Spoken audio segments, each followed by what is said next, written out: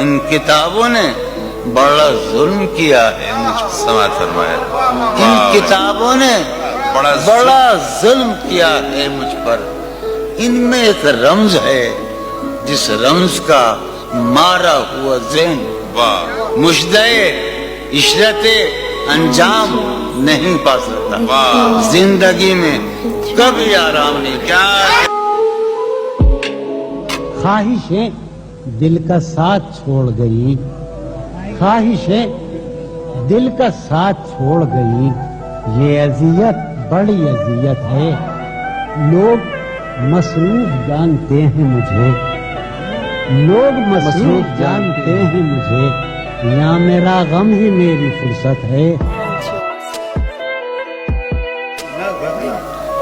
تم جب آؤ گی تو کھویا ہوا پاؤ گی مجھے. میری تنہائی میں خوابوں کے سوا کچھ بھی نہیں. میرے کمرے کو سجانے کی تمنا ہے تمہیں، میرے کمرے کو سجانے کی تمنا ہے تمہیں. میرے کمرے میں کتابوں کے سوا کچھ نہیں. جون ایلیا صاحب کا خوبصورت شعر، صرف سوچے ہیں کر کے نہیں دیکھے. صرف سوچے ہیں کر کے نہیں دیکھے میرے سارے گناہ. آج ایک بات تو بتاؤ مجھے، زندگی خواب کیوں دکھاتی ہے؟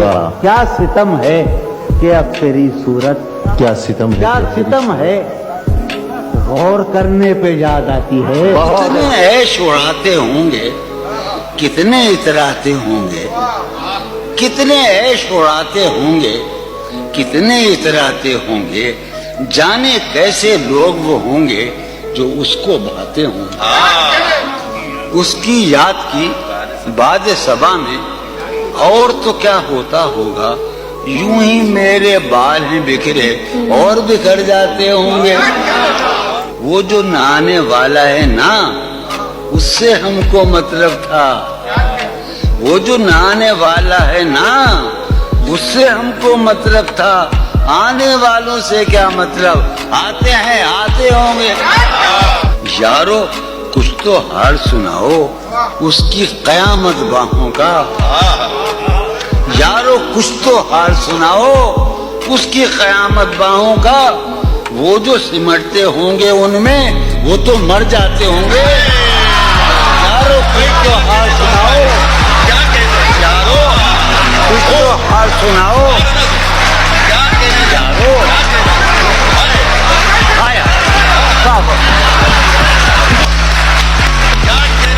یارو کچھ تو حال سناؤ اس کی قیامت باہوں کا.